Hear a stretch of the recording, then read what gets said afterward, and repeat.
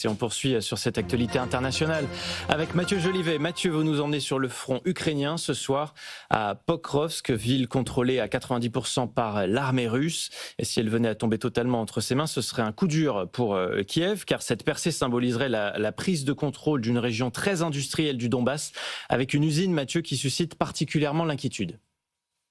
Oui, l'usine Novokramatorsk Machine Building Plant, NKMZ, se situe à seulement 70 km de Pokrovsk. C'est un site gigantesque, il est constitué de 500 machines-outils. Il est capable de fabriquer à peu près tout ce dont les industriels ont besoin en Europe. Pour le secteur nucléaire, des pièces géantes sur mesure, pour des sous-marins ou des centrales. Pour le secteur sidérurgique, l'usine fabrique des laminoirs, des presses hydrauliques qui sont hyper puissantes, des hauts fourneaux. Pour l'industrie navale, NKMZ fabrique des turbines, mais aussi des propulseurs de brise-glace. Bref, c'est un site stratégique que Kiev a décidé de mettre en sommeil juste après l'invasion russe en Ukraine. C'était en février 2022, puis a pris un décret pour le nationaliser avant de rouvrir partiellement le site en 2023. Si Kiev est très sensible à ce que ce matériel stratégique ne tombe pas entre les mains des forces russes, c'est que l'usine joue un rôle clé dans la maintenance et la modernisation du matériel militaire. Elle fabrique des obus de gros calibre et répare aussi les blindés. En résumé,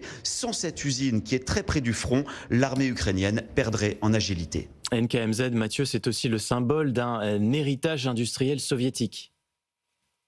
Oui, NKMZ a été fondée en 1934 dans le cadre du premier plan quinquennal et va très vite incarner le modèle industriel soviétique par excellence. NKMZ va contribuer à la reconstruction de l'après-guerre et se forger une réputation pour ses presses hydrauliques géantes. D'ailleurs, en 1976, le président Valéry Giscard d'Estaing va inaugurer à Issoire, en Auvergne, une presse soviétique sortie justement des usines NKMZ de plus de 65 000 tonnes, la plus grande d'Europe. Aujourd'hui, presque un demi-siècle plus tard, cette machine tourne encore et répond aux besoins du secteur aéronautique. NKMZ illustre aujourd'hui l'histoire et le poids industriel très fort de cette région du Donbass qui, avant la guerre, pesait 15% du PIB ukrainien. Le Donbass, c'est l'un des plus grands bassins charbonniers d'Europe avec des villes-usines comme Donetsk ou Kramatorsk. Aujourd'hui, le Donbass et NKMZ sont devenus